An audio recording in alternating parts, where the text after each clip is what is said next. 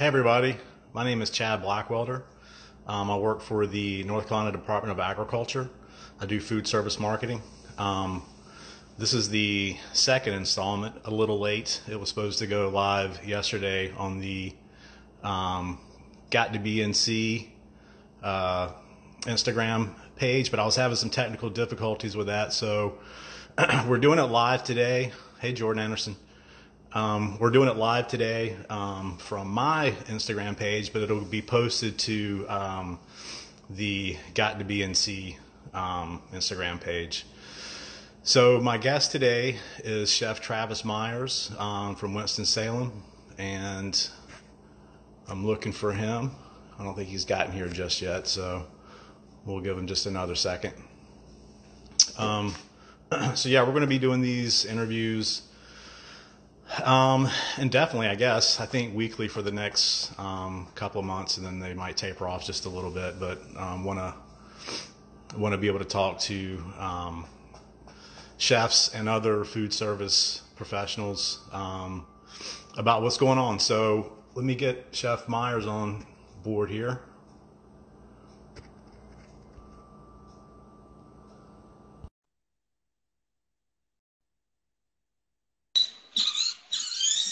Hey, buddy. Hey, Chef Travis Myers. How you doing, man? Long time to see. It has been a while. You doing okay? I mean, we're getting through it. Typical stay-at-home dad stuff. Make sure the kids don't kill each other, Schoolwork. Wow, these teachers, they don't get paid enough. I mean, this schoolwork it's good, though. They got it down to a science. They do a lot of back leg work, so. But other than that, we're good. I mean, it's good spending all this quality time with the family because we don't get a lot of that in our industry, No, that's true. You're absolutely right about that. And the last time I saw you, you had your son. We were at the Burwell Farms truffle tour Yeah.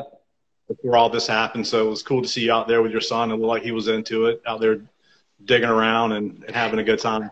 Yeah, we had a really good time, and that's all he's talked about is growing truffles. And like he thinks it's like growing a seed, like it's not that simple, but but I don't mind it. He enjoys it. We have a lot of stuff he's growing outside. You have to forgive me, I'm going inside out because the kids, they're quiet all day long, and then when you get on the phone, they go crazy. No, that's fine. But no, he loves it, man. He does so good outside. He does so good with the farming stuff, tractors, and hitching stuff and building boats. I don't know. So schoolwork is challenging for us, but I think every kid is different. Every kid has their strengths and weaknesses, and I'm fortunate that he loves this. Nat Bradford sent him a bunch of watermelons and some stuff like this a couple months ago, seeds, some heirloom stuff. So I'm trying to teach them, clean seeds, clean. This is why we do it. It's not just because it says organic on the label. It's because why we do it. So he's at an age, it's pretty cool. I remember when I was in CIA, one of my chefs, he had a 6-year-old daughter, and she was already using a chef knife, a 6-inch chef knife at a certain age. And I was like always inspired by that, even before I had kids, because he was a badass in himself. And then for him to just pass his stuff down to his daughter, I thought that's pretty cool, So, I don't want to ever force my kids to do anything, whatever they want to do is fine with me. Who they are as individuals is fine. But the fact that he has chosen at least farming, I think it's pretty cool, because now we can share things. And he might change, older he gets, which is fine too. But right now it's really interesting with these little nuances of stuff that he does. That's cool. So tell the folks a little bit about yourself. Give us a little bit about your background, how you got started cooking, and okay. That sort of thing. So I was born in Davidson County. I'm a triplet. I got 2 sisters my same age. We had a normal life, activities. You had to learn how to share being a triplet. That was pretty much, we did a lot of outdoor stuff. No internet, no nothing, because you wouldn't have it back then. And then I did retail for the longest time. For at least 10 years, I worked at The Gap, Banana Republic, and Old Navy, the same brand. And it got me up to New York. I managed a store up in New York, and I always wanted to have a barbecue restaurant because I worked at Lexington Barbecue, and I just love it. It wasn't the food; it was the romance behind it. Really enticing the most because my best friend's dad would always have these barbecues. So I went fly fishing up a lot of upstate New York, and one of my coworkers had told me about CIA, so I applied. I didn't have much experience. I applied. I had no experience. I applied. I got accepted. I was probably in my late 20s, so I was a career changer. I moved up there after 9/11, and then I did that. Stayed on for my bachelor's. I met a lot of cool people. Like my first roommate was John George's son, and everyone kept bugging me. You know who your roommate is? I'm like, don't know. It's a French guy. I have no clue. But that was Cedric, and I told him that, and he laughed because he was to carve his own path, and he is actually. So I think that it shows how connected we are with each other in the food industry.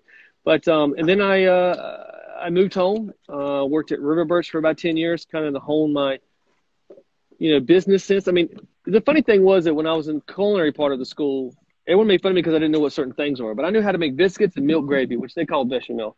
But it was kind of funny, like the first time I had creme brulee was hilarious because I was like, this is just pudding. Like, what is this stuff? And I like everyone's at the table because no one else wanted it. They've had it their whole entire lives. I was like, this is great. Yeah. But then we went to the business part of it. We went to the bachelor side of it. Bachelor's, the program started off less frequent as the AOS did because most of the people just go to the AOS and they graduate and they move on. So anyway,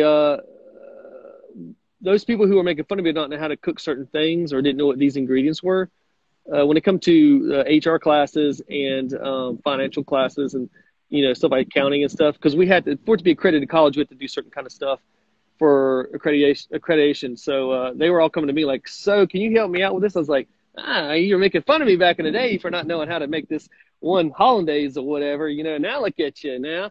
So yeah, but I think that's what grows us as individuals. We all learn that. So anyway, I come home and worked at River Birch 10 years, kind of honed in what I liked and more local. We didn't do as much local there, but I kind of realized the path that I was going to go into. And then when I went to work at Willows, the owner gave me a lot of freedom to do these things, localness that I really wanted to do and be more involved in the community. So it's just like a step, it's like stepping stones. So like now when we open up the new restaurant, we'll be even closer to do what we want. So it's just kind of been a slow, natural progress.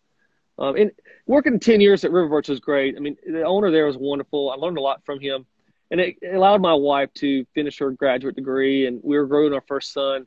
So, it's just a lot of parenting that I kind of needed. I'm glad I was there for, So now she's full-fledged into her passion, and now we're moving on to mine, which is, hopefully the restaurant whenever we can open up, Yeah.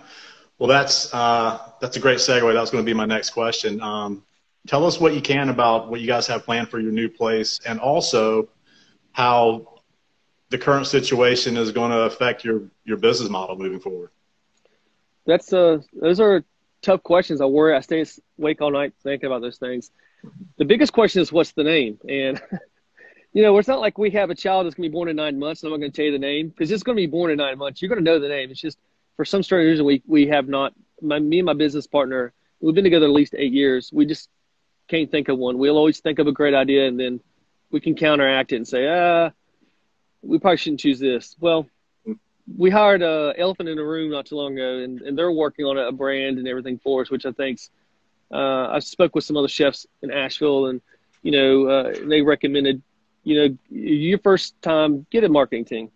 And the good thing about this group is they do Hoots. Hoots is Eric Swing does Hoots Beer, does all their graphic marketing for it, and he's pulled away and does all marketing and graphics. And he's a good friend of mine, and he said, "Hey, let me be a part of this." And then we met Elephant in the Room, which is what he works for, and they did all the marketing for where we're at in the biotech area down there. So I was like, "This is a win-win." So first of all, picking the name when we know, everyone's going to know. Don't worry.